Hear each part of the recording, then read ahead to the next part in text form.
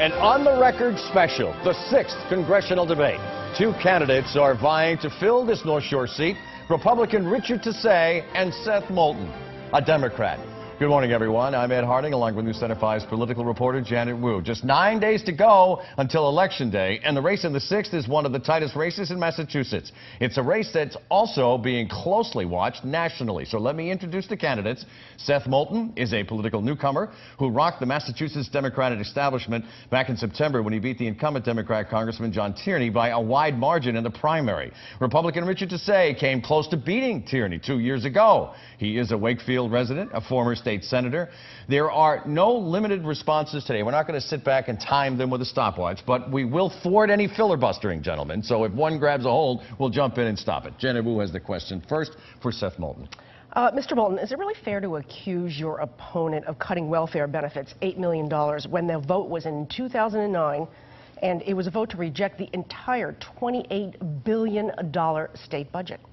The reality is that that was a vote that he took. He was one of only 4 state senators in all of Massachusetts to take that vote. And it hurt a lot of people who are counting on those benefits. It hurt a lot of veterans who are counting on benefits. And you know what? There are a lot of veterans out there who are struggling to make ends meet. And they don't care whether it's a procedural vote or what the political circumstances are. They're tired of having career politicians balance the budget on the backs of veterans. So I think it's an unfair, it was a bad vote, and Senator Tassay should take responsibility for it. Richard, your Well, the 5 votes were the Republicans who felt as though that there was a lot of overspending taking place. But it's interesting, the people who have watched that commercial, Tom Kelly, who is the most decorated veteran Medal of Honor recipient, he was the Secretary of Veterans Affairs for 4 governors, including Governor Patrick. He was the Secretary of Veterans Affairs when that vote took place, put out a statement. He's one of your campaign contributors, by the way. He has no skin in the game. He put out a statement saying that your commercial was woefully incorrect. Now that's a polite way of saying it's untrue and it's a lie. And that's a little game that people play. You know, in Massachusetts, we have always been nonpartisan when it comes to veterans benefits. That's why we are the most generous state in the entire country. Veterans issues were always off the table as far as partisanship goes. And I do think that, you know, it's almost the equivalent of of Ted Kennedy and John Kerry voting against one of George Bush's budgets, and you coming out and saying, well, they're against veterans, they're against children, and so on and so forth. It's the oldest trick in the book, and I noticed that the ad, is paid for by the Democratic Congressional Committee as well as you, and it's really injecting that type of Washington politics into this race that people just hate. And veterans who know me know that I've always been there for them. The Secretary Kelly came out and said that I was one of his strongest supporters in the state Senate. I'm very proud of my record, and I'll stand on my record without any problem at all. How do you rebut that, Mr. Moulton? The reality is that veterans would have been hurt by this vote if that had carried the day. And Senator Tassay, you didn't propose any alternative. Let me explain how veterans got hurt. Because there was overspending in the budget, I got up as the minority leader in the Senate and said this budget isn't balanced. People are going to get hurt as a result of it. 5 months after the budget passed, Governor Patrick came out with emergency budget cuts. $1 million as part of those emergency budget cuts were to cut Chelsea Soldiers Home and Holyoke Soldiers Home. I stood up on the floor and I fought to get those funds back into the budget. We don't have a printing press at the State House like they do in Washington, that they just print out money. Constitutionally, we're required to pass a balanced budget here in Massachusetts. And, and that's exactly what we did. Senator Tassay, the reality is that you were one of only, Seth, 4 you did this to John, senators. You did this to John Tierney. You came out and said that John Tierney voted against body armor for the troops.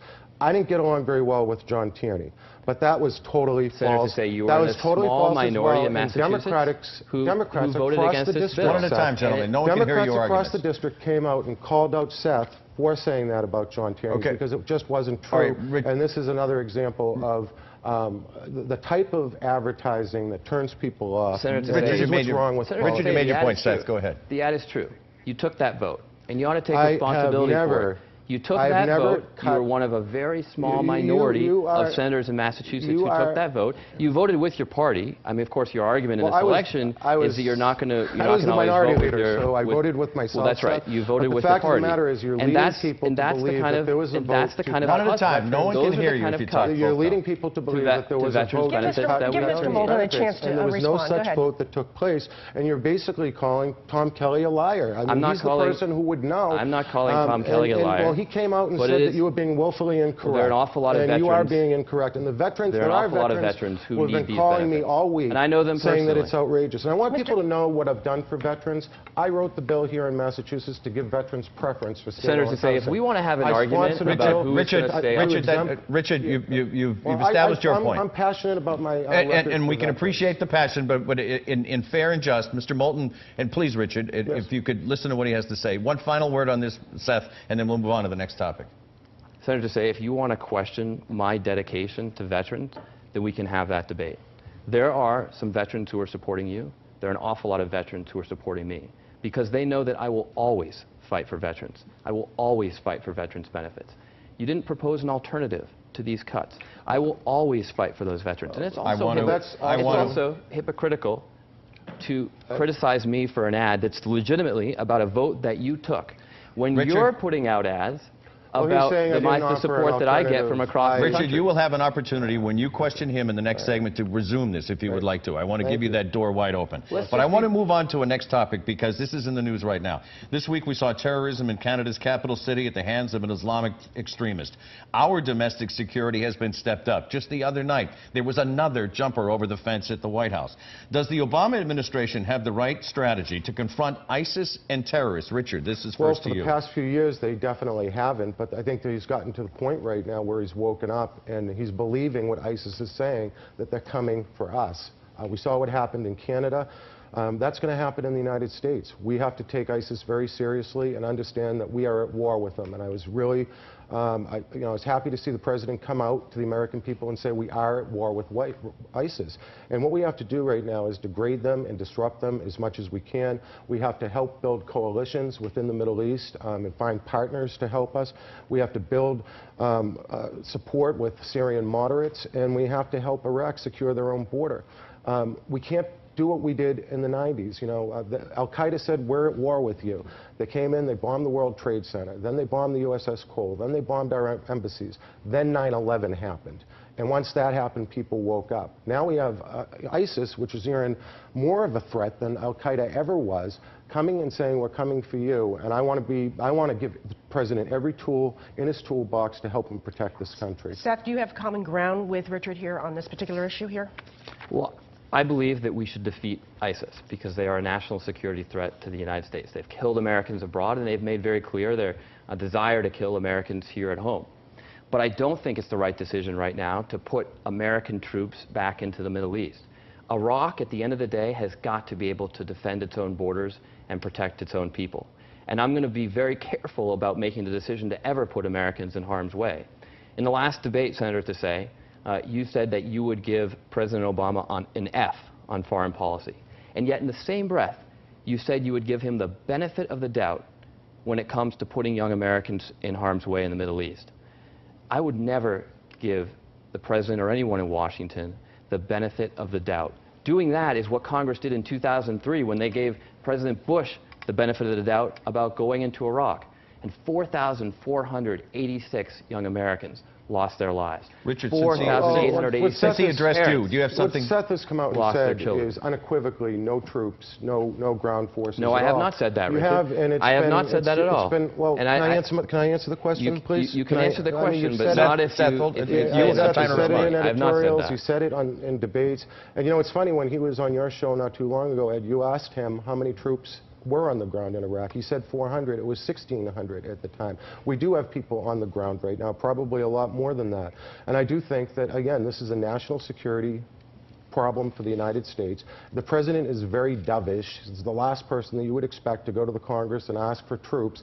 And if he gets to that point, I mean, things are moving very quickly. If he gets to that point, I want to support the president, and I want to make sure that the threat here in America is, that we're being vigilant, and the president has all the tools in his toolbox that he needs. Seth, if you could quickly respond to that, we can move on to the next subject. If he gets to that point, I will support the national security interests of the United States and the troops that we put on the ground, not the president first. I will support the troops first.